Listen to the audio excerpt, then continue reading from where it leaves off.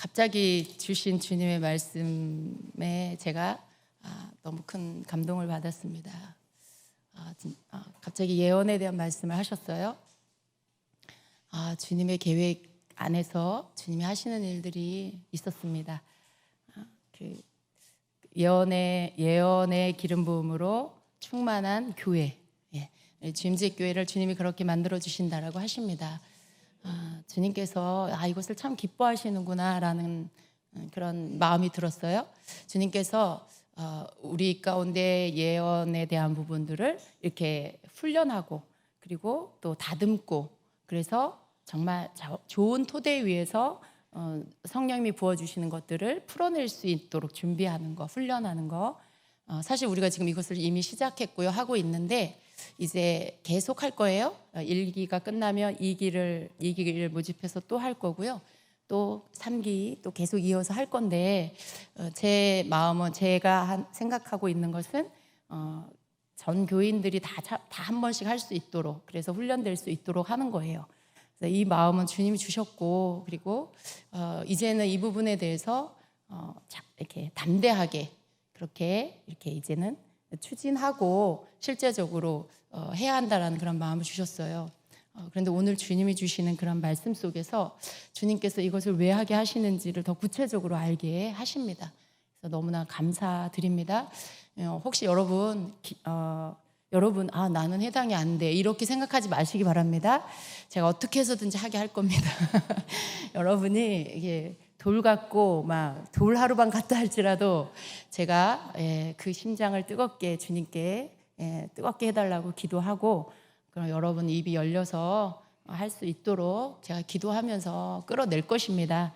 그래서 여러분, 저는 또 남자 우리 성도님들도 준비가 되셨으면 좋겠고요.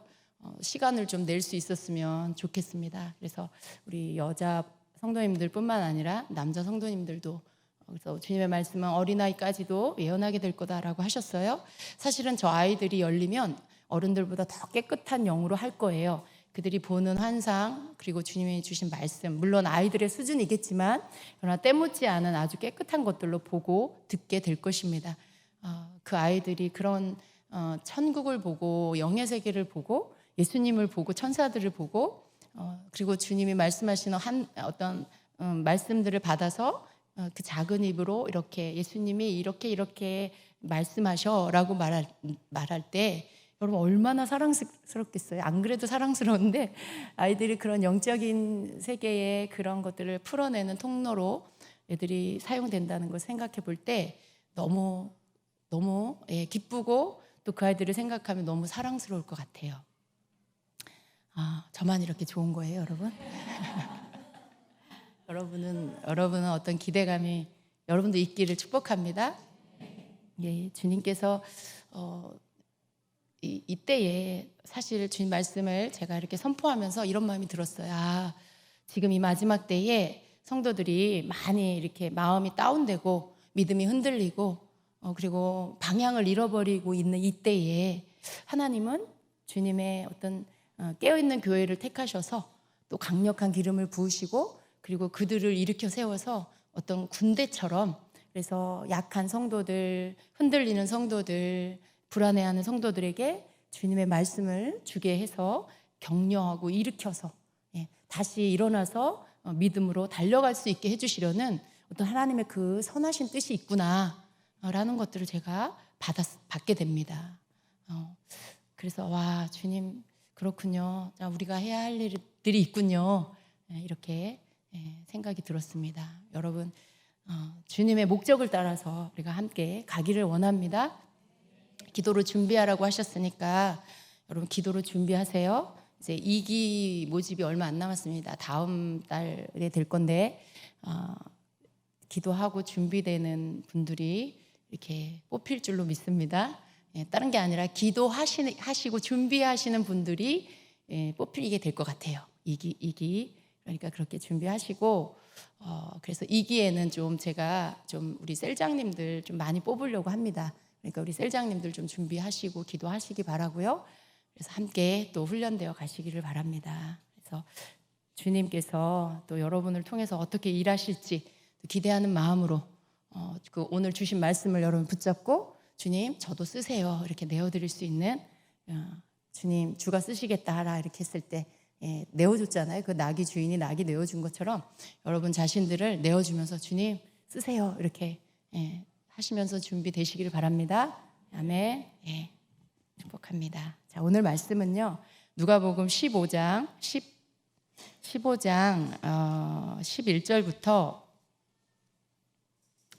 11절부터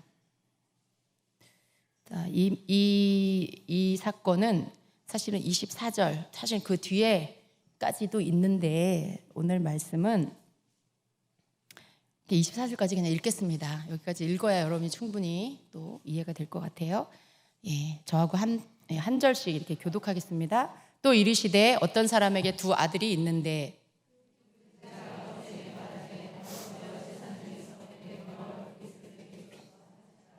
그 후 며칠이 안 되어 둘째 아들이 재물을 다 모아가지고 먼 나라에 가 거기서 허랑방탕하여 그 재산을 낭비하더니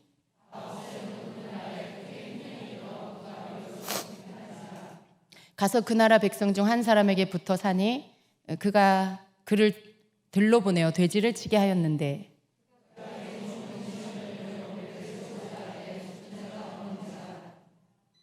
이에 스스로 돌이켜 이르되 내 아버지에게는 양식이 풍족한 품꾼이 얼마나 많은가 나는 여기서 주려 죽는구나.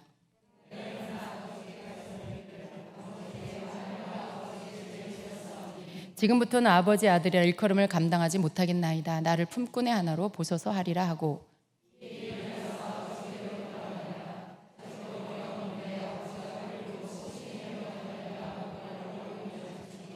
아들이 이르되 아버지 내가 하늘과 아버지께 죄를 지었사오니 지금부터는 아버지의 아들이라 일컬음을 감당하지 못하겠나이다 하나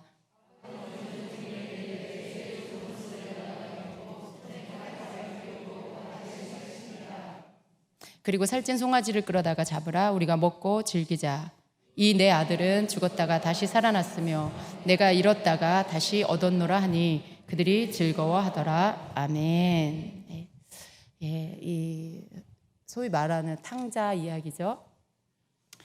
여러분 그 오늘 말씀 가운데서는 우리가 좀 둘째 아들 사실 여기 말씀의 주인공이 둘째 아들이긴 하죠. 그런데 둘째 아들만 주인공은 아니고요. 아버지도 그렇고 첫째 아들 이 말씀 뒤에 우리가 읽은 본문 말씀 뒤쪽에 또 첫째 아들의 어떤 심경 고백이 나옵니다. 그래서 다 주인공이라고 말할 수 있지만 오늘은 특별히 둘째 아들을 주목해서 보려고 합니다. 이 말씀에 우리가 보면 이렇게 우리의 어떤 사람들의 그 인생을 살아갈 때에 그 어려운 일을 만났을 때 그렇게 그 일을 어떻게 대하는지에 대한 어떤 태도를 좀 보일 수 있는 그런 것들이 오늘 말씀 가운데 있습니다. 그래서 이 둘째 아들의 태도를 묵상해 보면 그 안에 사람이 어떻게 자신의 잘못된 삶을 돌이켜서 복을 받는 삶으로 또 건강한 삶으로 바뀔 수 있는지를 우리가 여기서 답을 찾을 수가 있어요. 사람들은 흔히 자신의 삶에 무엇이 잘못되면은 어떤 태도를 취하냐면 대부분 이렇게 탓을 해요. 대부분 이것저것 탓을 하는 그런 태도를 보입니다. 그래서 직장 생활이 힘든 이유, 직장 생활에 너무 힘겨움이 왔다. 그런데 그 힘든 이유가 뭐냐라고 할 때 대부분 뭐예요? 직장 동료들이나 상사 때문에 그렇다. 이렇게 하고요. 또 사업이 또 잘 안 된다. 그러면 그 이유는 불경기 때문이다. 또 이렇게 탓을 하고 내가 불행한 이유는 부모님을 잘못 만나서 그래. 또 이렇게 말하고 또 내가 행복하지 않는 이유는 배우자를 잘못 만나서 그래. 이렇게 뭐든지 이렇게 다 탓을 하는 그런 경향이 많이 있어요. 그렇죠? 근데 인생이 힘든 이유를 모두 환경 탓하고 그리고 다른 사람 때문이라고 하는 거 여러분 그것이 맞는 건가요? 근데 너무 많은 때에 너무 많은 사람들이 그렇게 하고 있습니다. 근데 우리가 성경을 보면은요, 성경을 보면 성경에는 불행한 환경에도 결국 자신의 이 환경이 바뀌게 하는 삶을 살아낸 사람들의 이야기가 아주 많이 나옵니다. 근데 그 말씀이 기록된 이유는 뭐예요? 우리도 그렇게 살아야 한다라고 가르치고 있는 것이죠. 성경에 보면 뭐 많이 있지만 그 가운데 야곱도 그랬고요. 그죠? 되게 어려운 시간들이 있었지만 결론은 어떻게 됐어요? 되게 부유하고 또 잘 자기의 그 고생한 많은 것들의 그런 대가를 받고 그렇게 됩니다. 모세도 광야에서 40년 동안 양치며 힘겨운 시간을 보냈지만 결국은 어떻게 됐어요? 위대한 하나님의 그 이스라엘 백성들의 지도자들 하나님께 쓰임을 받았습니다.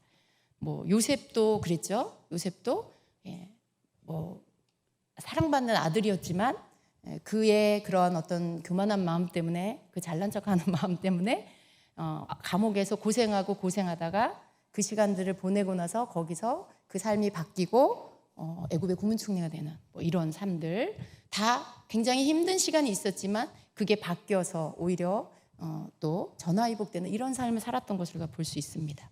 근데 오늘 이 둘째 아들도 결국 자신의 삶이 전화위복이 되는 그런 삶을 살게 되는 것을 우리가 봅니다. 인생을 살면서 막 네 탓이야, 환경 탓이야, 부모 탓이야 하면서 사는 사람들이 있지만 우리는 성경을 통해서 알아야 할 것이 있는데 그것은 우리 하나님은 나에게 나에게 다른 사람 때문에 내 삶에 고난을 허락하고 삶을 힘들게 하는 분이 아니라는 것을 알아야 합니다.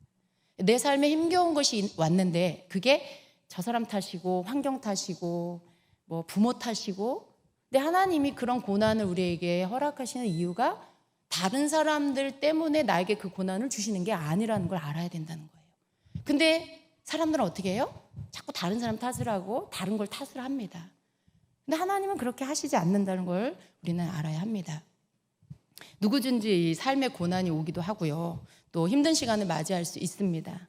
근데 내 인생이 다 끝난 것 같은 그런 시간이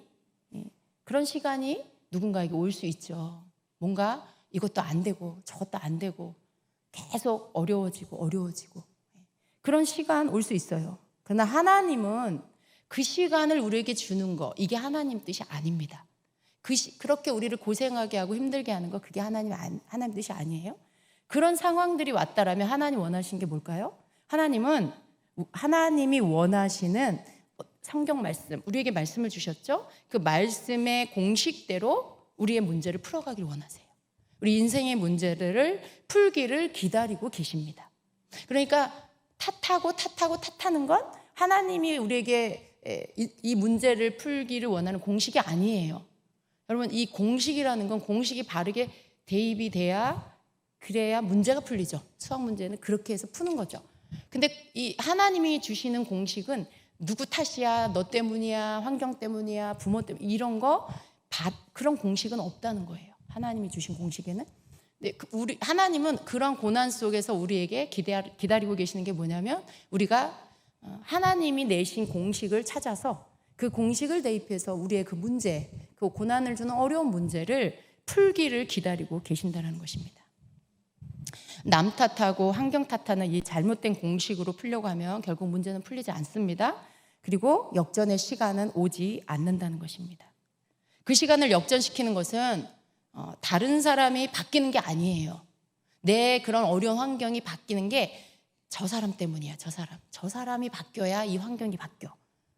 근데 여러분 그렇게 역전되는 시간이 그 사람 바뀐다고 오는 게 아니라는 걸 우리는 알아야 돼요. 또 내 환경이 바뀌면 되는 것 그거 아니라는 거 우리가 알아야 됩니다. 그러한 고난의 시간에 그런 환경들이 바뀌는 것 그것은 여러분 오늘 말씀 속에 그 답이 있는데요. 사실은 그건 뭐예요?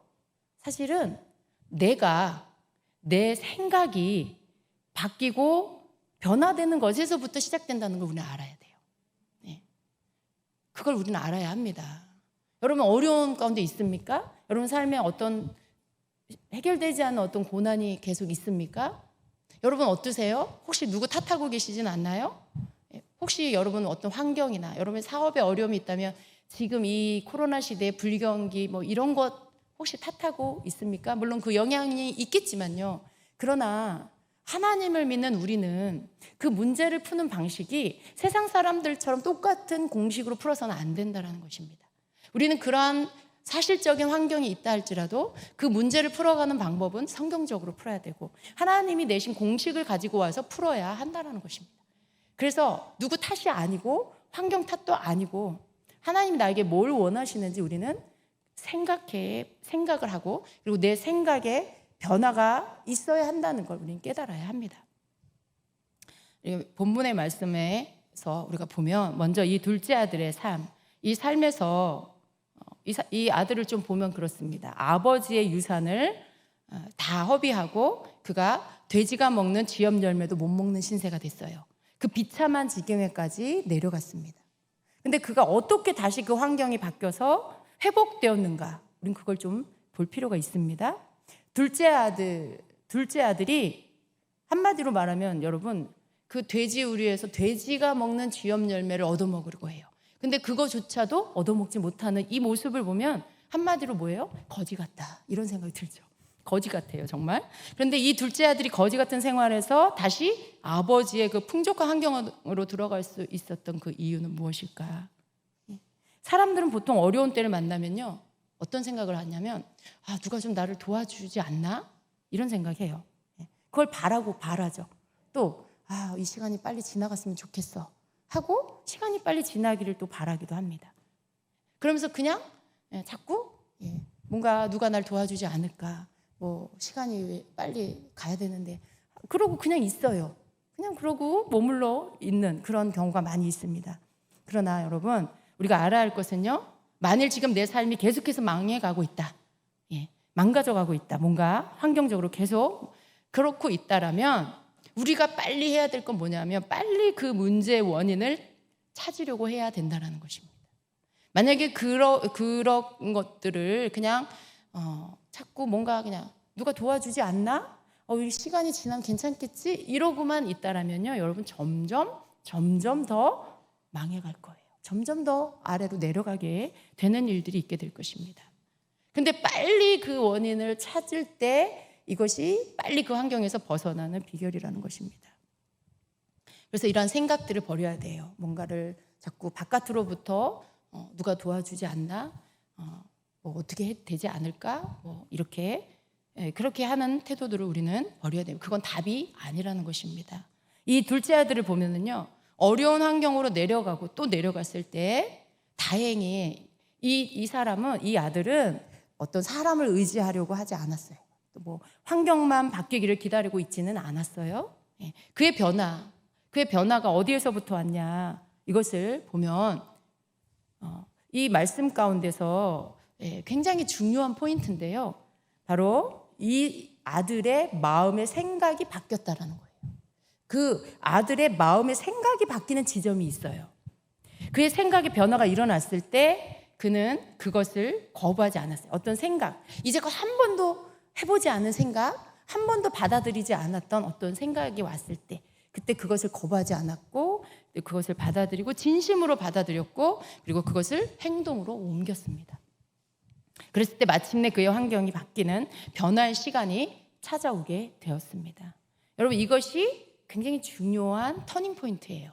이 둘째 아들의 인생 가운데 전환되는 그 시점, 그게 언제냐면 바로 이 아들이 생각을 바꿨을 때, 생각을 바꾸기 시작했을 때 그의 인생 가운데 새로운 변화가 오기 시작했다는 거예요. 누구 탓하고 있을 때가 아니에요. 환경 탓하고 있을 때가 아니라 바깥에 외부로부터 뭔가를 자꾸 주목하고 거기에서 뭔가 원인을 찾고 해결하려고 했던 그때가 아니고 자기 속에서 일어나는 마음속의 생각, 그 생각이 바뀌었을 때, 그때 그의 인생이 바뀌기 시작했다는 것을 우리는 주목할 필요가 있습니다. 여러분, 이 둘째 아들은요, 다른 것 때문에 지금 고생하는 게 아니에요. 자기 자신 때문에 고생하고 있는 거예요. 자기가 잘못된 생각을 했어요. 자기 자신의 잘못된 생각 때문에 자기 인생을 망친 사람입니다. 그죠? 더 이상 기회가 없는 그런 사람이었습니다. 그가 집을 나갈 때 그 아버지에게 너무나 교만한 아들의 모습을 보이고 나갔어요. 우리 말씀을 읽었지만요, 우리 뭐라고 돼 있습니까? 그 둘째가 아버지에게 말하되 아버지여, 재산 중에서 내게 돌아올 분깃을 내게 주소서 하는 그 아들. 그리고 며칠 있다가 둘째 아들이 재물을 다 모아갖고 먼 나라로 가서 거기서 허랑방탕하여 그 재산을 다 낭비했다고 돼 있어요. 지금 아버지가 멀쩡히 다 이렇게 살아계시는데 보통 유산은 이렇게 돌아가실 때 상속해 주는 거고 유언 가운데 이렇게 나눠주는 거죠. 근데 지금 이 둘째 아들은요, 아버지가 멀쩡히 살아있는데 자기 몫을 내놓으래요. 자기 거인 것처럼. 그런 어떤 이 둘째 아들의 태도는 굉장히 교만해요. 그리고 이기적이고 자기중심적이라는 걸 볼 수 있죠. 그렇게 해서 받은 그 재산을 결국 또 자기 잘못된 행동 때문에 다 허비해 버립니다. 근데 이런 어떤 아들의 이 모습을 보면 사실은 이 아들은 굉장히 교만하고 잘못된 그런 아들이에요. 그리고 그런 것들 때문에 찾아온 자기 인생에 고생하는 이 시간들, 거기에 대해서 할 말이 없는 거고요. 그리고 어떤 다른 기회가 이 아들에게는 없는 것입니다. 그런데 이 아들은요, 그렇게 해서 집을 나갔고요. 결국은 그 재산을 다 허비해 버리고, 그리고 더 최악의 상태로 떨어지게 되었을 때, 그때 기회가 없을 것 같았던 이 아들에게 변화의 기회가 왔습니다. 그 변화의 기회, 생각, 어떤 이 아들이 가진 생각, 사실 아버지 내 거 주세요라고 할 때 이 아들이요, 어떤 생각의 변화가 있을 것 같지 않았어요. 전혀 그런 것들이 보이지 않았죠. 아주 그냥 괘씸하게 아버지한테 자기 목 달라고, 그리고는 또 그거 가지고 멀리 아버지는요, 그 아들이 집을 나갈 때 굉장히 마음이 쓰였을 거예요. 왜냐하면 뒤에 보면 어때요? 아버지가 그 아들 돌아올 때까지 계속 나가서 아들이 오는지, 매일매일 나가서 아들이 오는지 그걸 봐요. 거기에서 볼 수 있는 건 이 아버지의 마음은 늘 아들 걱정을 했다는 거죠.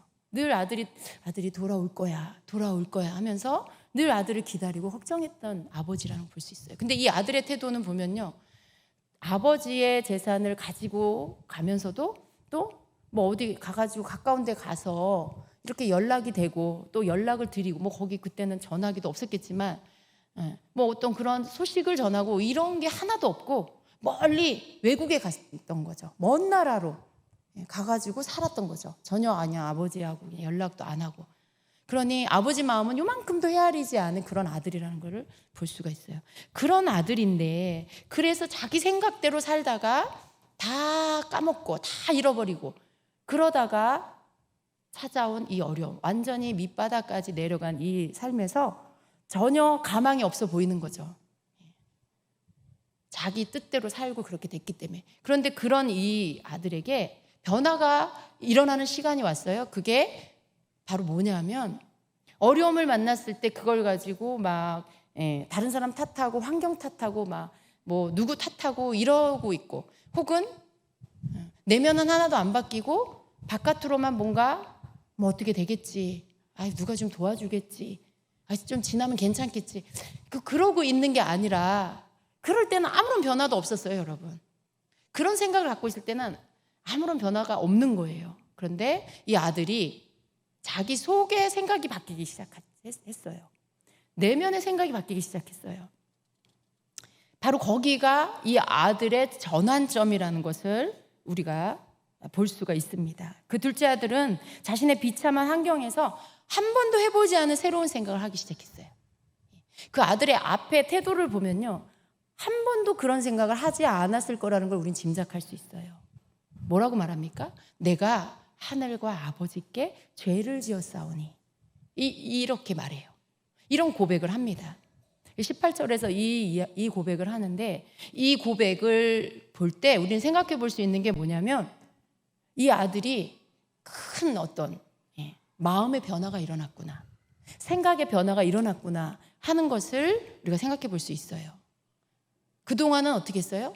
바깥에 일어나는 일, 자기 가진 돈 쓰는 거, 여러분 우리가 생각해 보면 인생이 다 비슷해요. 어려운 일을 만날 때까지는 어떻게 해요? 나 잘난 맛에 살아요.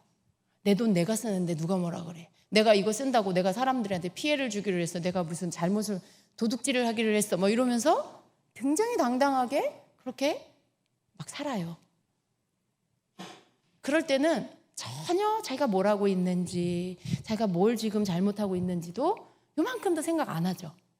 근데 밑으로 떨어졌을 때 그때 이 탕자도 그랬던 것처럼 사람들은요, 그제서야 이제 어떻게 해요? 자기를 생각하는 시간이 와요. 그때도 못한 사람들이 있기는 해요. 여러분, 우리가 성경을 보면서 알아야 될 게 뭐냐면, 우리가 성경을 보면서 뭘 배워야 하냐면, 죽으라고 고생하는 사람, 나도 똑같이 그렇게 고생해서 그 사람 고생한 만큼 하고 난 다음에 내가 하나님의 공식을 배우는 사람은 어리석은 사람이에요. 성경을 보면서 이렇게 하면 고생이구나. 그럼 어떻게 해야 되지? 하고 성경을 보면서 그걸 배우려고 해야 합니다. 이 둘째 아들은요, 그냥 아주 어떻게 보면 그냥 이 세상에 흔한 사람들 중에 하나라고 볼 수 있어요. 재산 있고 아버지 잘 만났고 돈 유산 받은 거 많고, 그러니까 어떻게 해요? 그거 가지고 자기 사업도 해보고 뭐 친구들한테 기분도 좀 내보고 이렇게 유흥가도 가보고 막 자기 즐거움과 쾌락을 위해서 다 써보고 이렇게 저렇게 지가 하고 싶은 대로 다 해보는 거, 이런 형편의 어떤 돈을 가진 자의 모습 속에 흔하게 볼 수 있죠. 그런데 여러분, 그런 삶을 우리가 모르면 그런 삶을 살 수도 있어요. 또 예수님 밖에 있으면. 그러나 예수님 안에 있어도 마찬가지로 자기를 못 보면 그럴 수 있어요. 그런데 그랬을 때 그런 삶이 설사 여러분에게 혹 있다 할 때도, 여러분 그 삶이 여러분 당당한 삶이 아니고 그 삶이 당연한 삶이 아니에요. 어쩌면 여러분 중에는 그런 고생의 고난의 시간을 지금 통과하고 있을 수도 있어요. 그리고 우리 인생에는 그런 시간을 먼저 겪은 사람도 있고 또 나중에 그런 시간을 만날 수도 있어요. 그런데 우리가 알아야 할 건 뭡니까? 그때 그 시간에, 고난의 시간, 고통의 시간을 빨리 돌이켜 전환되어지는 그 시점은 언제냐면, 내가 바깥을 보고 있을 때도 아니고 다른 사람한테 내가 허세 부리고 있을 때도 아니고 뭔가 그냥 바깥을 기대하고 있을 때도 아니고 나를 들여다볼 때, 나를 들여다볼 때, 그리고 내가 이제껏 가지고 있었던 생각을 전환해서 이제는 내 마음의 생각이 바뀌어질 때, 바로 그때가 그 인생이, 그 상황이 바뀌어지는 전환점이라는 걸 우리는 알아야 합니다. 근데 이 아들이 바로 그 지점에 이르렀어요. 돼지가 먹는 쥐염 열매를 먹어야 할 만큼의 아래로 떨어진 그런 삶이 왔을 때, 쥐염 열매도 못 먹는 자기의 형편 가운데 그에게 새로운 생각이 들어왔어요. 그게 뭐냐 하면, 내가 하늘과 아버지께 죄를 지었구나. 여러분, 그동안의 이 아들의 관점은 뭐였어요? 그냥 사실을 보는 그냥 육적인 관점이었어요. 아버지 돈이 많네? 내가 좀 그냥 빨리 좀 아버지 유산을 받아가지고 좀 사업을 좀 벌여봐야 되겠어.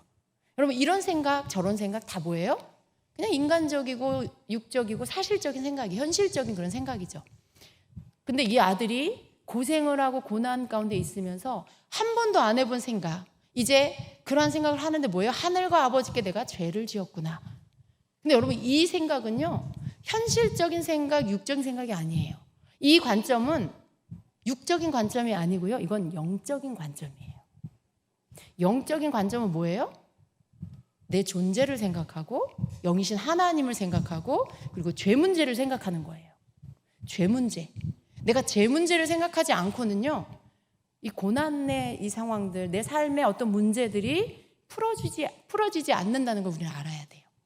이 둘째 아들이 영적인 관점으로 바뀌기 시작하면서 하나님을 생각하기 시작했고, 그리고 자기 아버지를 생각하기 시작했어요. 그리고는 자기의 죄 문제를 생각하기 시작하면서 자기를 들여다보기 시작했다는 것입니다. 그러면서 그의 생각 가운데 어떻게 해요?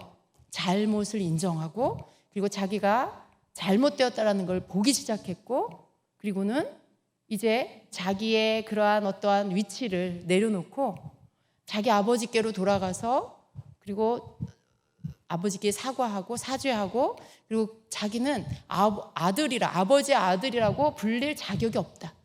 그걸 인정했어요. 그 말은 무슨 말이냐면 자기가 죄인이라는 걸 인정한다는 말이에요.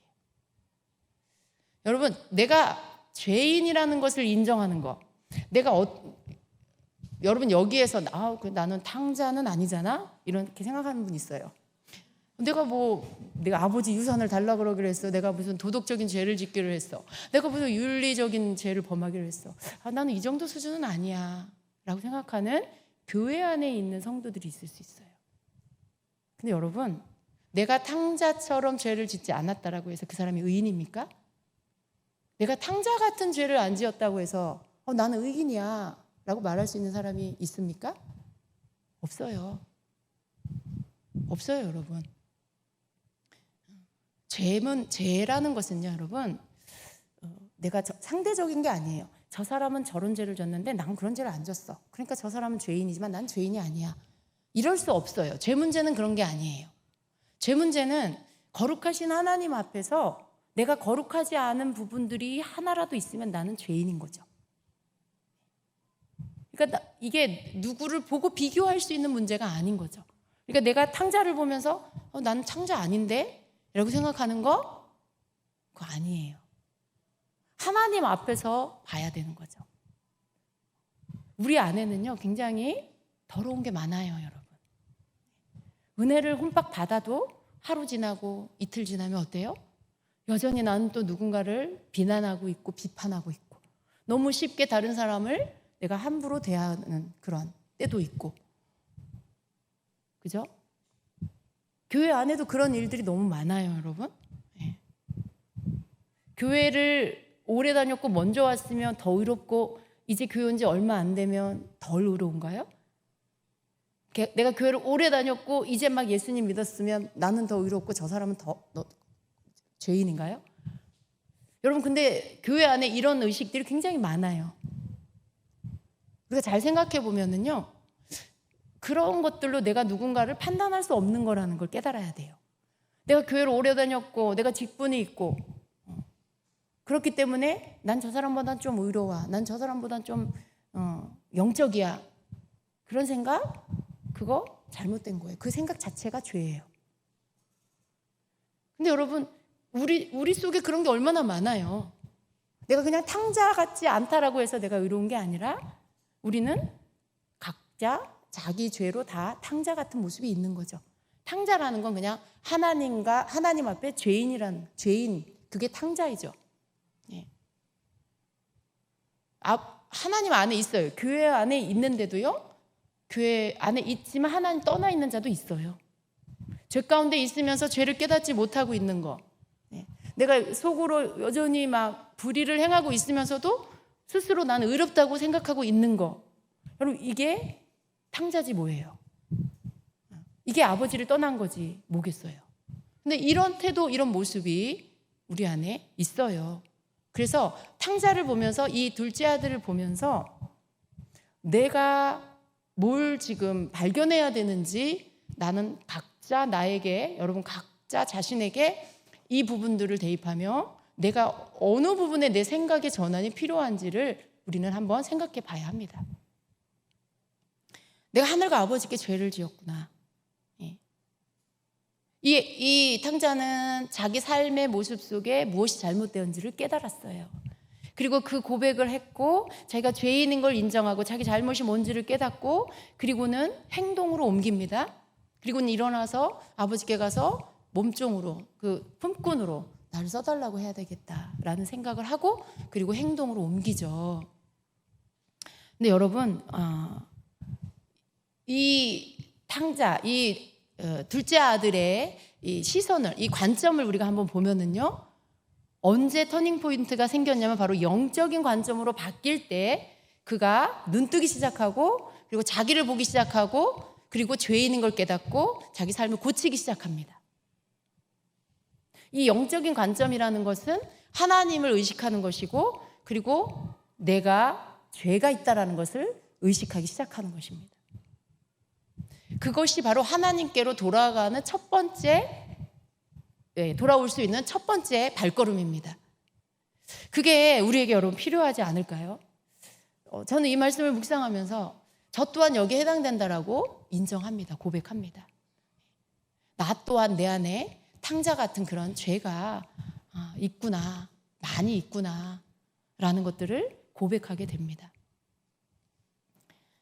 하나님 앞에 내가 고침을 받고 돌이켜져 내가 바뀌어지는 거, 특별히 또 눈에 보이는 어떤 환경이 바뀌어지는 것은 내가 하나님 앞에 내 속에, 바깥에가 아닌 내 안에, 내 마음의 생각 안에서부터 생각의 전환이 올 때, 그때가 된다는 걸 우리는 깨달아야 합니다.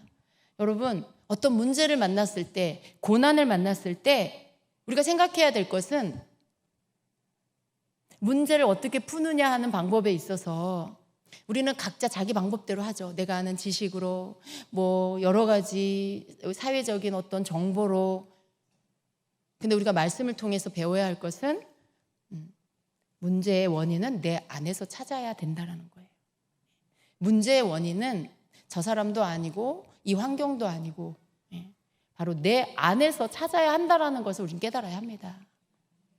여러분에게 직면되어져 있는 어떤 문제들 앞에 여러분은 내 안에서부터 문제를 찾고, 그리고 거기에서부터 여러분의 생각이 바뀌기를 축복합니다.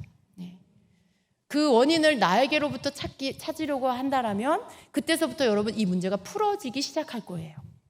왜냐하면 성경이 그걸 말씀하고 있어요. 이 문제의 원인을 내 속에서 내가 하나님, 저에게 문제가 뭐죠? 하나님, 이 상황들의, 이 환경의 문제, 주님 저를 보게 해주세요. 제가 못 보고 있는 게 뭐죠?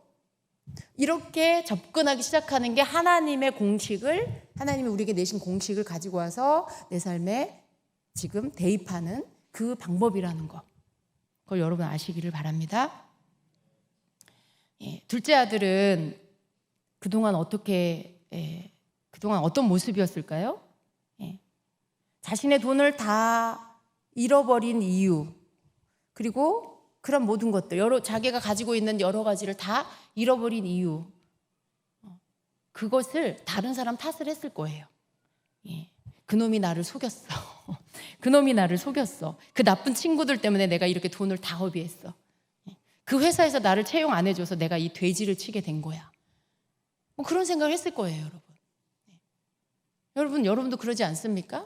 어떤 문제가 생기면 내가 그 사람 때문에 이렇게 잘못됐어.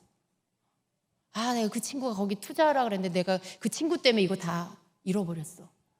투자만 안 했어도 괜찮은데. 뭐 그런 거.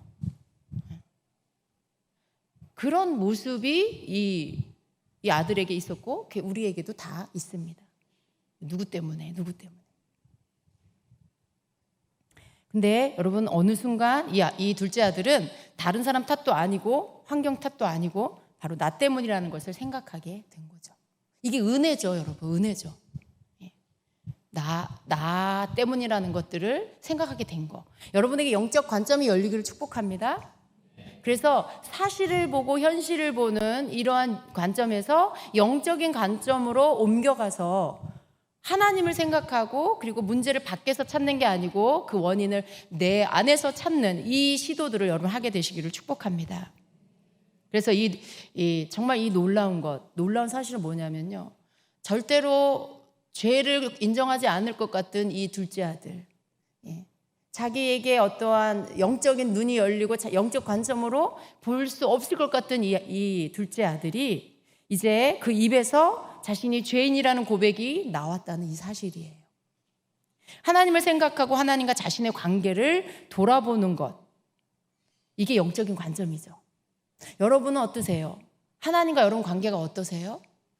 여러분 그걸 매일 생각하고 사십니까? 하나님과 나와의 관계. 이 둘째 아들은요, 하나님과 자기와의 관계를 어떻게 풀었어요? 내가 하나님께 죄를 졌구나. 그걸 발견한 거예요. 이게 영적인 관점은 바로 거기서부터 시작되는 거예요. 하나님과 나의 관계는 어떤가? 나는 하나님 앞에 어떤가? 그리고 거기서 죄를 발견하는 것. 이게 영적인 관점의 시작이라는 거죠. 여러분에게 영적인 관점이 열린다라는 건 바로 이 부분을 본다라는 것이죠. 문제에서 문제 안에 있다가 내가 영적인 관점으로 눈이 열려서 나는 지금 하나님 관계가 어떻지? 난 지금 하나님을 어떻게 믿고 있지? 하나님이 나에게는 어떤 분이지? 그동안에 내가 갖고 있었던 형식적인 그런 거 말고요. 진짜 진짜 하나님과 나의 관계는 무엇인가를 다시 한번 바라보고 생각하는 거. 이게 진정한 영적 관점입니다. 그것으로 우리가 나를 볼 수 있게 되어야 한다는 것입니다. 아버지와의 관계를 생각하면서 자신이 죄를 지었다라고 생각하는 것, 이것 또한 영적인 관점입니다. 사람과의 관계 안에서 계속해서 내가 누구 탓을 하고 누구 원망을 하고 그랬다라면 이제 이 영적인 관점이 열리면 어떻게 되는 거예요? 내가 잘못했구나. 내가 저 사람에게 잘못했구나. 내가 아버지에게 죄를 졌구나. 내가 우리 아버지에게 잘못했구나. 그걸 발견하게 되는 거. 그게 영적인 사람과의 관계 안에서 영적인 관점이 열린 것입니다. 그동안은 그냥 사실적인 것만 보는 거고요. 내 이기적이고 나밖에 모르는 그런 관점으로 그냥 이 현실, 자기 마음대로 보고 싶은 방향으로 이 현실을 바라보는 거. 이렇게 봤던 것이죠. 그러나 영적인 관점이 열리면서 이제는 하나님과의 관계 안에서 나는 어떤가? 사람과의 관계 안에서 나는 어떤가? 이것들을 바라보기 시작하고 그리고 그 속에서 가장 진실하게 자기를 인정하는 것. 이게 영적 관점이 열린 자의 태도입니다. 우리에게 그것이 항상 필요합니다, 여러분. 그것이 우리에게 열릴 때 우리는 때마다 계속해서 어떤 문제마다 어떤 상황마다 환경마다 우리가 그 문제들을 그 환경들을 빨리 풀어갈 수 있게 될 것입니다. 오래 끌지 않고 빠르게 그 환경들, 그 문제들을 풀어갈 수 있게 될 것입니다. 사람의 인생의 문제 앞에서 내가 잘못한 게 뭐가 있지 하는 관점, 이것이 문제를 해결하는 키라는 것을 우리는 이 말씀 속에서 배워야 합니다. 이 둘째 아들은요, 아직 살아계신 육신의 아버지께 자기 몫을 달라고 조르고 그것을 가지고 길을 떠나고 아버지를 걱정시켰어요. 자기 마음대로 살았던 이 아들입니다. 이 아들의 태도 안에서 볼 수 있었던 거, 자기밖에 모르는 이기적인 그런 태도죠. 여러분, 영적 관점을 가리우는 것 중에 가장 강력한 게 바로 이기심이에요. 나 자신을 있는 그대로 보지 못하게 가리우는 게 이기심이죠. 나에게 맞추는 거. 아버지한테도 아버지가 어떤지, 아버지가 어떻게 해서 그 재산이 있게 됐는지, 아버지 마음은 어떤지 이런 거 하나도 안중에도 없어요. 그리고 나만 중요해요. 나만 중요해. 내가 좀 사업을 하고 싶고, 내가 좀 돈을 가지고 뭐 좀 야망을 이뤄보고 싶고, 뭐 그냥 자기 생각으로 가득한 그런 상태. 그럼 여러분, 우리가 이렇게 사람과의 관계 안에서도 그렇고, 여러분 어떤 가족 안에서도 그렇고, 만약에 내 중심적으로 나만 생각한다라면요, 여러분 영적인 눈이 가려지는 거예요. 영적인 관점이 가려져서 여러분 진짜를 못 보게 됩니다. 그 속에서 우리는 어떻게 해야 될까요? 이렇게 다 잃어버리고 먹을 것도 없어서 쥐염 열매 겨우겨우 먹으면서 그제서야 깨닫는 게 아니라 우리가 영적인 관점이 가려지지 않기 위해서 늘 이 부분들을 바라볼 수 있는 자가 돼야 됩니다. 내 중심이 아니라 주님 저 어때요? 주님 제가 혹 잘못하고 있는 건 없나요? 그리고 상대편을 이렇게 헤아리려고 하는 이런 영적인 관점, 겉으로 보여지는 거 보는 게 아니라 그 사람 속에 내면 안에 있는 마음이 어떨까, 왜 생각이 어떨까, 우리 서로가 그것들을 살펴야 됩니다. 서로가 그것들을 살피려고 할 때 그게 보이죠. 알게 되죠. 그랬을 때 우리는 이 영적인 눈이 가려지지 않고 그 영적인 관점 안에서 계속 볼 수 있게 될 것입니다. 근데 이 둘째 아들은요, 그냥 먹을 게 없어서 정말 돼지나 먹는 그런 것들을 겨우 얻어먹고 그것도 못 얻어먹는 지경에 가서야 이 눈이 열렸다는 거. 불행한 일이죠. 그러나 그때에서라도 이 눈이 열린 게 감사하고 다행한 일이에요. 근데 오늘날에 사실은 이 둘째 아들은요, 결국은 어떻게 됐어요? 굶어 죽게 되는 상황에 가기 전에 깨달았고 자기 마음의 생각을 바꿈으로 인해서 환경이 바뀌는 역사가 일어났어요. 돼지 우리에 있다가 생각이 바뀌고 그러면서 그 생각에 바뀌어진 것들을 따라 움직였을 때 그는 아버지 집으로 돌아가서 아버지가 베풀어주는 풍성함 가운데로 들어갈 수 있게 됐습니다. 여러분, 어떻게 여러분의 삶의 환경이 풍성함으로 다시 들어갈 수 있을까요? 그것도 똑같습니다. 예. 어떤 때는 이런 것도 있어요. 생각만 변해요. 생각만.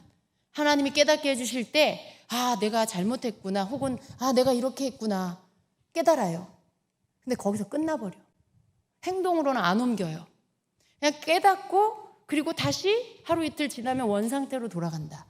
이건 환경이 바뀔 수 있는 태도가 아닙니다.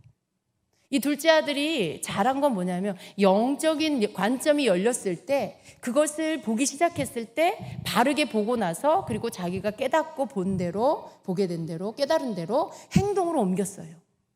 일어나서 자기의 그 돼지우리 같은 그 환경을 벗어나서 새로운 환경으로 들어갔어요. 아버지께로 돌아간 거죠. 아버지께로 돌아가서 자기 마음에 생각하고 있던 것들을 아버지한테 고백하는 거. 그것이 인정하고 그리고 고백하는 거. 그걸 통해서 이 둘째 아들은 신분이 회복되고 자기의 어떤 모든 누리는 풍성함이 회복되고 삶의 모든 것들의 환경이 회복이 됐습니다. 여러분, 그러한 것들이 우리에게 동일하게 필요합니다. 사람들은 이런 태도를 가질 때가 많이 있어요. 어떤 문제가 생겨나서 내가 고생을 하고 힘들면 나를 이렇게 만든 사람, 그 사람 탓을 할 뿐만 아니라 어떤 그 사람에 대한 미움과 원망을 가져요. 그래서 그 사람을 나의 가해자로 만들어버리죠. 그리고 나는 누구예요? 피해자가 돼요. 나는 피해자고 나를 이렇게 만든 저 사람은 내 가해자야. 그래서 어떻게 기도해요? 하나님한테 하나님 내 억울함을 해결해 주세요. 저 사람 때문에 내 인생이 이렇게 됐습니다. 나를 이렇게 만든 저 사람을 심판해 주세요. 하나님은 내 편이십니다. 왜? 나는 피해자니까. 그런 생각을 할 수 있어요. 그렇게 또 기도하는 사람들이 있을 수 있어요. 근데 여러분, 우리가 알아야 될 게 있습니다. 내가 이렇게 고난 가운데, 고통 가운데 있는 게 나를 이렇게 만든 어떤 사람, 나를 이렇게 힘겹게 만든 그 사람이 그래서 내게 가해자고 나는 피해자다. 이건 그냥 내 생각일 뿐이라는 걸 알아야 돼요. 그리고 또 한 가지 고쳐야 할 생각은 뭐예요? 하나님은 피해자인 내 편이고 저 가해자는 하나님이 심판하시고 벌하셔야 돼 라는 생각. 여러분, 하나님은 피해자의 편이 아니에요. 그건 우리 생각일 뿐이에요. 하나님은 누구의 편일까요? 하나님은 거룩한 자의 편이에요. 하나님은 거룩한 자의 편이죠. 근데 여러분, 저 사람이 나에게 피해를 입혔어. 나를 힘들게 했어. 고통을 줬어. 근데 그런 사람들 마음 안에 뭐가 있을까요? 그 상대방을 향한 미움이 있어요. 그 상대방을 향한 원망과 증오가 있어요. 더 나아가서 막 이렇게 고통을 막 더 많이 주면 어떨까요? 저 사람이 죽었으면 좋겠고 저 사람 죽이고 싶다는 생각까지도 마음으로 할 수 있어요. 실제로 여러분, 고통 가운데 있는 이들은 그런 생각을 합니다. 제가 전에도 이렇게 상담을 이렇게 이메일이나 이런 것들로 보내는 분들이 있었는데요. 대부분 보면 술 중독 남편과 함께 사는 그런 가족, 아내, 이렇게 폭력 남편과 함께 사는 사람들, 그런 사람들을 보면 그들의 입에서 그가 죽었으면 좋겠고 어떤 때는 죽이고 싶고 그렇다는 고백을 들어요. 물론 이해해요. 너무 고통스러우니까. 근데 우리가 알아야 될 것은요, 여러분, 그런 그런 고통을 당하기 때문에 그 고통당하는 사람은 피해자고 그 고통을 가하는 사람은 가해자다라고 우리가 그렇게 나누는 것은 우리의 생각일 뿐이에요. 하나님 편에서 보면 그 사람을 죽이고 싶고 그 사람이 밉고 너무 믿고 죽이고 싶도록 믿고 하는 이 마음, 여러분, 이거 죄예요, 아니에요? 그 죄예요. 어쩌면 살인죄예요. 죽이고 싶어, 죽었으면 좋겠어, 이런 마음. 하나님이 보실 때는요, 그 마음이 죄예요. 저 사람 폭력 행한 거, 고통 준 거, 그 사람 가해자라고 말하는 그 사람은 그게 죄죠. 그러나 피해자라고 생각하는 이 사람의 죄는 뭐예요? 그 사람을 미워하고 죽이고 싶어하는 마음. 그게 죄예요. 하나님 볼 땐 두 사람 다 죄예요. 죄인이에요. 거룩하지 않아요. 하나님이 내 편이 되려면 내가 적어도 저 가해자보다는 거룩해야 된다는 걸 우리는 알아야 돼요. 그런 어떤 것들, 하나님 내 편이야, 우리 마음대로 막 생각하고 이 문제를 그냥 내 중심적으로 풀려고 하고 그런 기도를 하는 것도 잘못됐다는 것을 우리 알아야 합니다. 하나님의 공식은 뭘까요? 그렇게 하는 게 아니라는 거죠. 그러니까 우리는 그런 것들로 문제를 풀려고 아무리 애를 써도 문제가 해결되지 않아요. 그 고통이 끝나지 않는다는 것입니다. 예. 우리가 이러한 부분들에 있어서 내 속에 막 어떤 고통 가운데, 어떤 상황 가운데 막 억울한 마음을 막 가지고 그걸 가지고 뭐 하나님 앞에 하소연하고, 물론 어떤 하나님께 토설하는 건 너무 좋지만요, 마음 깊은 곳에 이것들을 막 쌓아 놓으면서 해결하려고 하는 부분들은 우리가 곧 이제 바꿔야 한다라는 것입니다. 죄는 너도 죄인이고 나도 죄인이에요. 그 속에서 바르게 기도해야 하고요. 그리고 하나님 앞에 미움이나 어떤 죽이고 싶은 마음, 증오하는 마음을 갖지 말고 하나님 앞에 호소하면서 하나님 앞에 이 문제를 해결해 달라는 어떤 그런 기도를 하는 게 그 문제를 빨리 해결할 수 있는 방법이고요. 가장 빠른 방법은 뭘까요? 그를 용서하면서 기도하는 게 가장 빨리 해결되는 방법입니다. 그러한 것들이 이렇게 어떤 문제들을 해결할 수 있는 하나님의 공식입니다. 예. 그래서 여러분, 우리 인생 가운데 어떤 일들을 만났을 때 가장 빨리 그 문제를 해결하고 그 환경 가운데 벗어나는 방법은 가장 빨리 죄를 깨닫고 회개하는 길이라는 거. 우리가 이걸 꼭 기억해야 되겠습니다. 예. 그리고 이 둘째 아들은요, 또 그 마음 가운데 겸손함이 있었어요. 그전에는 교만한 사람이었어요. 아버지에게 유산 뺏어가지고 자기 갈 길 갈 때는, 그리고 그 돈 자기 마음대로 허랑망탕하게 쓸 때는 굉장히 교만한 사람이었어요. 그런데 이 둘째 아들이 어려운 환경 가운데 들어가서 그 상황들 가운데 직면했을 때 변화가 일어났는데, 그게 바로 뭐예요? 마음이 겸손해졌다라는 거죠. 그 마음의 태도가 겸손해져서 이전에 그렇게 아버지한테 떵떵 큰 소리 치고 자기 멋대로 행동하던 그런 모든 것들이 다 없어지고 마음이 낮아져서는 아버지께 죄를 범했음을 깨닫고, 그리고 자기가 아들 자격도 없다라고 말하면서 아버지 집으로 돌아가 종으로 써달라고 말을 하게 됩니다. 이 자존심, 그리고 내가 지키려고 하는 이런 태도, 여러분 문제를 만났을 땐 이런 거 다 버리시기를 바랍니다. 어떤 어려운 일들을 만났을 때는 여러분 안에 이런 것들이 하나도 남지 않도록 다 내려놓으시기를 바랍니다. 근데 사람은요, 잘 안 버리려고 해요. 뭐 남자 여자를 가르는 건 아니지만요, 대체적으로 남자들은 더 그런 것 같아요. 어떻게 해서든지 자기의 자존심을 지키려고, 그걸 그냥 하나님 앞에서도 그렇게 하려고 하다가 고생을 더 많이 해요. 근데 여러분, 문제를 해결할 수 있는 가장 빠른 방법은 겸손해지는 거예요. 자기 잘못을 인정하는 거죠. 자기가 잘못됐다는 걸 시인하고 인정하고 받아들이는 거예요. 이 둘째 아들의 태도 가운데서 그것을 볼 수가 있습니다. 얼마나 강한 자였겠어요. 그 두 형제 중에 이 둘째 아들이 그렇게 하는 앞전의 태도들을 봤을 때 그게 가능할까요? 자기 종으로 써달라고 말하는 이게 이 아들에게 가능할까요? 그냥 품꾼으로 나를 써주세요. 난 아들 자격이 없어요. 이런 말을 그 입에서 나올 거라고 여러분 한번 생각해 보세요. 잘 안 될 거예요. 그런데 이 아들은 영적인 눈이 뜨이고 겸손한 마음이 들어와서, 그리고는 그 마음의 태도를 자기 속으로만 생각한 게 아니고 실제로 행동으로 옮겼어요. 어떤 사람은 이렇게 생각해요. 속으로 깨달아요. 아, 내가 잘못했구나. 아, 내가 너무 내중심적이었구나. 아, 내가 내 마음대로 했구나. 그렇게 깨달아요. 근데 말은 안 해요. 바깥으로 발설은 안 해요. 누구한테도 고백하지 않아요. 그냥 자기가 깨닫고 말아요. 여러분, 그것은 진정한 겸손이 아니에요. 정말로 내가 뭔가를 잘못하고 교만하고 그리고 내가 눈이 어두웠다라는 걸 깨달았다라면 그것을 하나님 앞에 인정하고 고백하고, 그리고 그 내가 잘못한 사람에게도 고백하고 인정하는, 그리고 내 태도를 바꾸는 거, 낮추는 거, 이게 진정한 겸손입니다. 이게 진정한 겸손의 태도예요.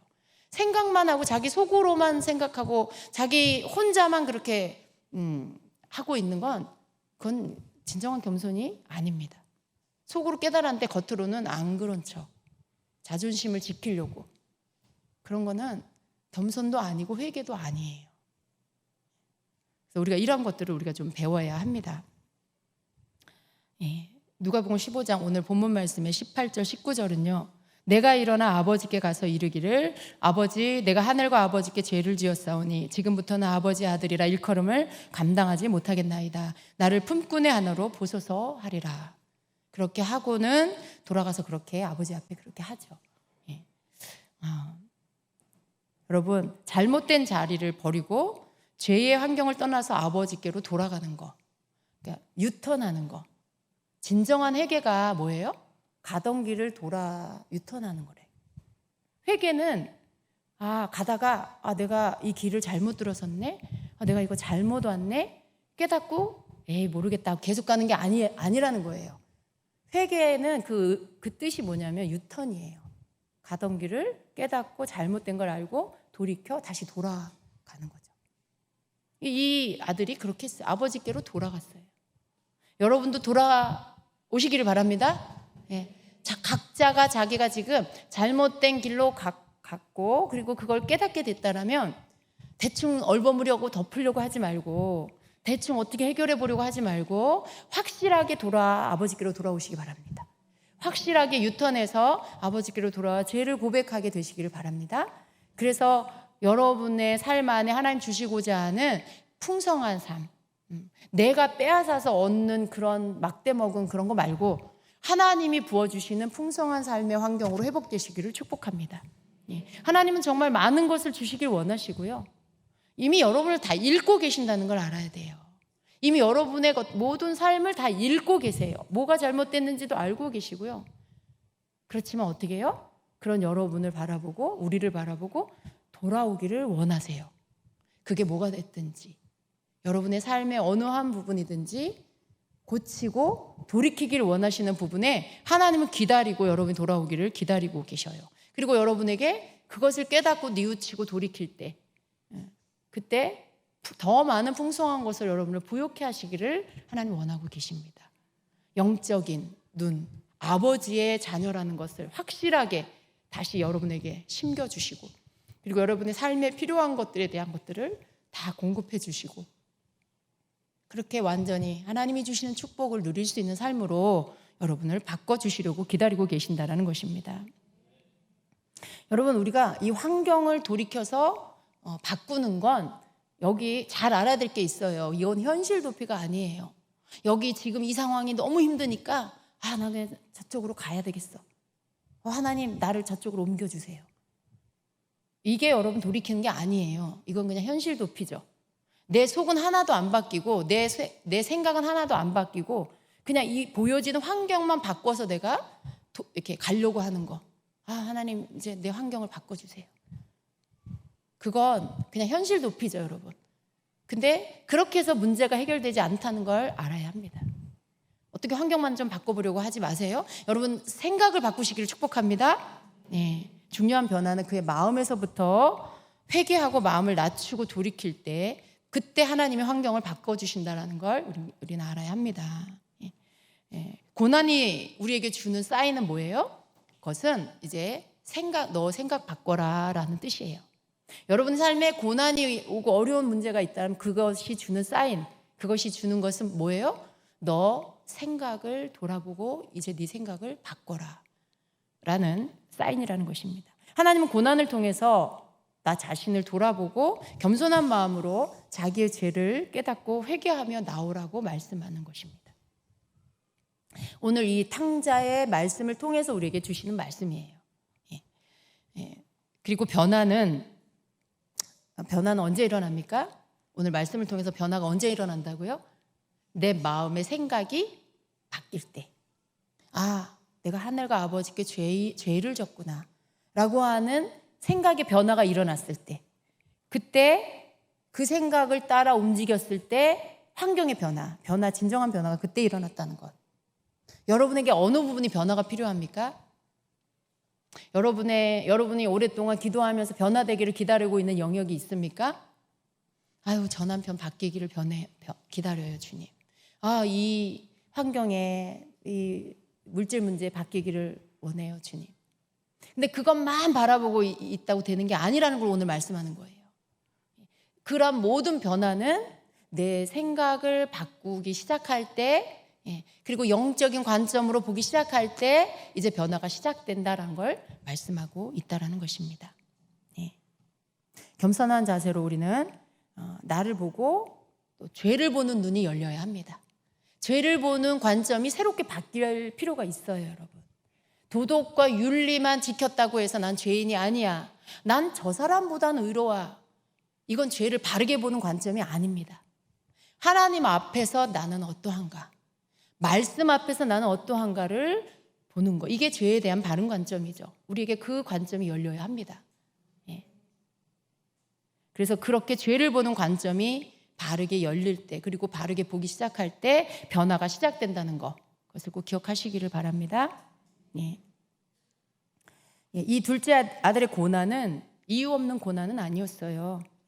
그러나 이유가 있는 고난, 자기 잘못으로 인해 받는 고난이긴 했지만, 그러나 이유가 있는 고난이든 이유가 없는 고난이든, 뭐 하나님이 테스트하는 그런 고난이든 어떤 고난이든, 여러분 그런 고난이 여러분의 삶에 왔을 때 우리가 꼭 기억해야 될 것, 사람 탓하지 않는 거, 환경 탓하지 말아야 한다는 거, 그리고 자신을 세밀하게 살피고 더 겸손한 마음으로 내 마음을 바꾸고 하나님께 나아오는 거, 사람 앞에 그리고 나아오는 거, 이게 다 필요하다라는 것입니다. 어떤 경우는 내 잘못으로 내가 고난 겪을 수 있어요. 근데 어떤 때는 또 하나님이 믿음의 테스트로 고난을 주실 수도 있어요. 그러나 뭐가 됐든지 우리 앞에 놓여지는 그 고난에 대해서 우리의 태도는 아이고 너 때문이야, 나는 믿음이 있는데 네가 믿음이 없어서 그래, 나는 잘하고 있는데 네가 죄를 져서 그래. 이 얼마나 교만하고 악한 마음이에요? 근데 여러분 그럴 때 있죠? 없어요? 그럴 때 있죠? 다 뭐든지 다 믿음이 어려 보이는 남편 탓이고 애들 탓이고 막 나만 거룩하고 나만 믿음이 있고 나만 하나님 앞에 인정받고 있다라고 생각하는 태도, 굉장히 교만한 태도예요. 그런 거 우리 다 버려야 합니다. 여러분 하나님이요 많이 주시잖아요. 많이 요구하세요. 너가 은혜 제일 많이 받았잖아. 니네 집에서 너가 은혜 제일 많이 받았잖아. 그럼 하나님 뭐예요? 더 많은 걸 요구하세요. 네가 제일 성숙해야 되지 않니? 네가 제일 겸손해야 되지 않니? 네가 제일 믿음을 보여야 되지 않니? 본을 보여야 되지 않겠니? 라고 하세요. 근데 정작 우리는 어때요? 나는 거룩해. 나는 하나님을 알고 말씀도 알고 난 기도도 많이 하고 나는 너는 왜 그래? 네가 왜 아직도 그 모양이야? 여러분 그런 태도로 바뀌지 않아요. 이 고난이. 그걸 말씀하고 있는 거예요. 너무 쉽게 우리가 그런 실수를 할 때가 많이 있어요. 교회 안에서도 얼마나 그런 것들이 많습니까? 나는 못 보고 다른 사람만 봐.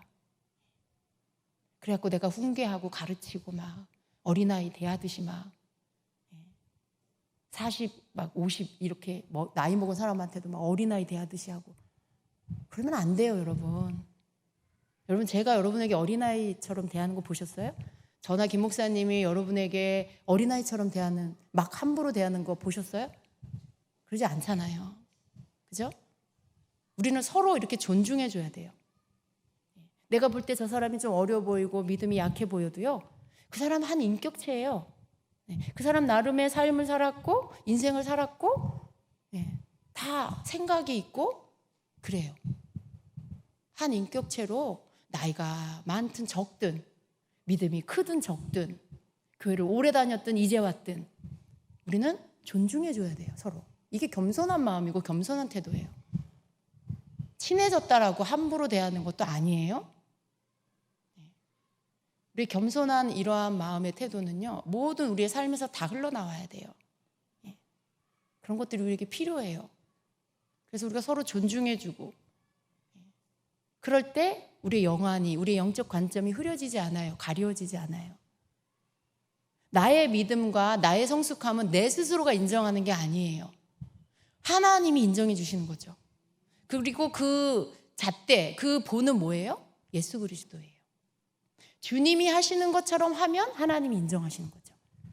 우리 예수님이 하셨던 것처럼 하면 하나님이 네가 참 성숙한 자구나, 네가 참 겸손하구나 이렇게 인정하시죠. 근데 나 스스로가 나를 인정해갖고 나는 믿음이 크고 저 사람은 믿음이 적어. 나는 교회 오래 다녔고 직분자고 저 사람은 성도야. 여러분 조심하세요. 교회 안에서 너무 쉽게 우리가 죄를 범할 수 있다는 거, 거기에 노출되어 있다는 거 우리가 알아야 되고요.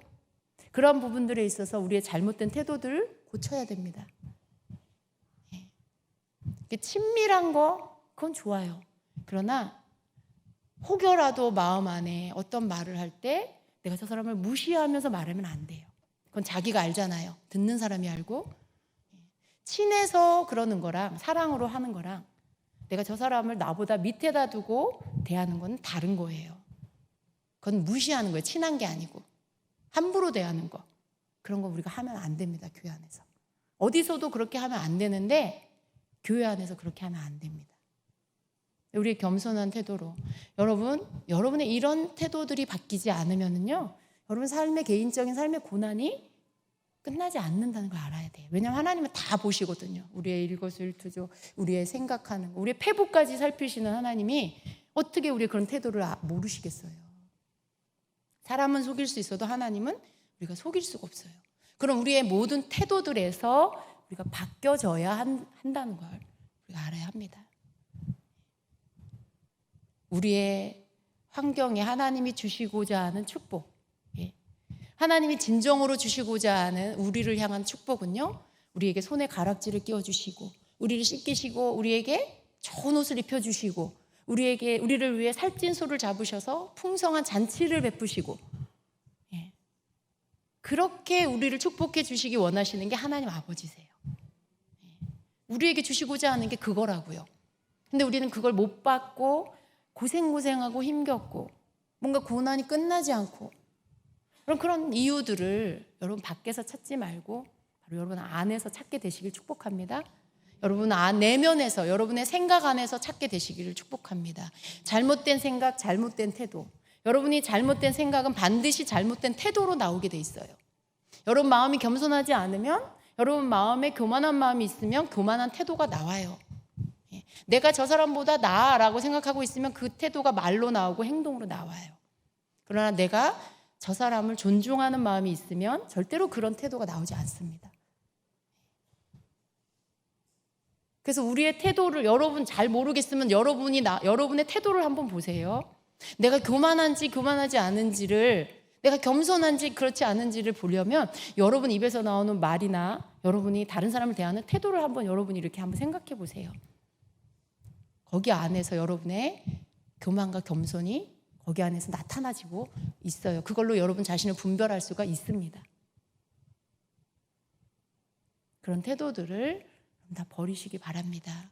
여러분 삶의 크고 작은 문제와 어떠한 힘겨운 일들 그냥 우연히 일어났다고 생각하지 마시고, 하나님께서 여러분에게 참된 영적 관점을 여시고 바르게 보게 하시려고 하는 낮추시는 시간이라는 걸 우리가 깨닫기를 원합니다. 우리가 낮아지는 건 너무 좋은 거예요. 여러분 낮아질 대로 낮아져서 더 내려갈 곳이 없는 상태로 우리가 머무는 거 굉장히 좋은 거예요. 교만해서 넘어질 일이 없잖아요. 땅바닥에 붙어 있는데 뭐 어딜 더 떨어질 데가 없잖아요. 땅바닥에 붙은 것처럼 겸손한 마음, 겸손한 자세, 그거로 인해서 손해볼 거 하나도 없어요. 하나님이 나를 인정해 주시고 사람들이 볼 때도 나를 귀하게 봐요. 누가 겸손한 자를 무시해요? 누가 겸손한 자를 함부로 비난해요, 비판해요? 그러지 않아요. 오히려 인정해주고 존경해주고, 그죠? 칭찬해주죠. 그러나 내가 높아지면요, 언제 떨어질지 몰라요. 언제 떨어질지 몰라요. 위험해요. 그러니까 높아지려고 하지 마시고 낮아지기를 추구하시길 축복합니다. 낮아지면요 되게 편해요. 굉장한 자유함이 와요. 근데 높아지려고 하니까 내가 저 사람보다 나아야 되고, 내가 잘난 척을 해야 되고, 내가 저 사람 좀 부려야 되고, 내가 좀 가르쳐야 되고, 여러분 그런 태도 다 교만한 거예요. 그러지 마세요. 네.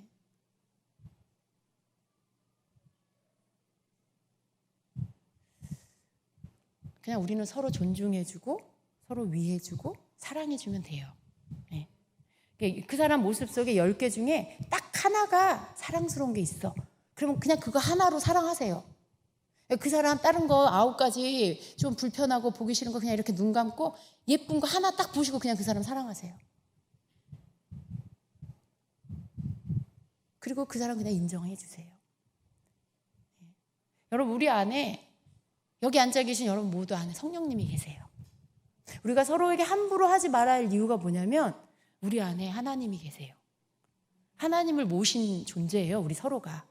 그러니까 서로를 존중해야 돼요. 내 안에 계신 주님, 그 주님을 모신 자이기 때문에. 예수님 핏값으로 값을 치르고 산 한 사람이에요. 한 영혼이에요. 내가 누구라고 그 사람을 함부로 해요. 내가 뭐라고 예수님 핏값으로 생명값 주고 사는 그 사람을 함부로 해요. 난 그럴 자격이 없어요. 우리에게는. 우리는 서로 감사하고 서로 안에 계시는 주님 생각하면서 구원받은 은혜 감사하면서 그 구원 완성할 때까지 서로 존중하고 사랑하고 허물을 덮기를 힘써야 하는 그런 존재들입니다. 교회 공동체는 그런 곳이에요. 여러분 모두가 그렇게 힘쓰기를 축복합니다. 여러분이 그렇게 할 때 공동체가 살고요. 여러분 가정이 살고요. 여러분 인생의 터닝포인트, 변화가 일어나요. 우리가 그런 태도로 우리 삶의 모든 부분들을 대하면 하나님은 우리를, 여러분을 축복하지 않을 수가 없는 거예요. 문제 다 가져가세요, 주님. 거기에 둘 필요가 없어요. 그런 환경에 여러분을. 그렇게 되시길 축복합니다. 우리가 항상 말씀을 기억하면서 하나님이 나에게 원하시는 태도를 내가 놓치지 않고 혹 비껴놨을 때 내 입에서 나오는 말, 사람들에 대해서 내가 어떻게 말하고 바라보는지에 대한 내 태도, 내가 사람들을 대하는 태도, 여러분 스스로가 보면서 혹은 누군가가 그걸 이야기해주면 그걸 인정하고 내가 이런 부분들이 있었구나, 내가 고쳐야 되겠다, 이렇게 겸손한 마음도 받아들이면서 고쳐나가는, 서로가 그렇게 고쳐나가는 여러분 되시길 축복합니다. 아멘. 그래요. 주님께서 우리에게 이것을 원하십니다. 내가 하늘과 아버지께 죄를 지었습니다 하고 일어나 내가 돌아가서 그저 그냥 아버지를 돕는 품꾼으로 살아야 되겠다는 이 겸손한 마음의 자세, 그러한 자세를 갖는 우리 마음 상태가 되기를 우리 하나님은 원하십니다. 여러분 오늘 밤에 주님 앞에 그 낮은 마음을 구하시기를 축복합니다. 여러분이 오늘 밤 여러분이 주님 앞에 겸손해지기를 구하는 그런 기도가 드려지기를 여러분 축원합니다. 예. 보이지 않던 것들이 보이게 해달라고, 내 마음을 낮추시고 하나님의 가리워진 내 영적 관점을 열어서 보게 해달라고, 바르게 보게 해달라고 그렇게 기도하시기를 축복합니다. 아멘.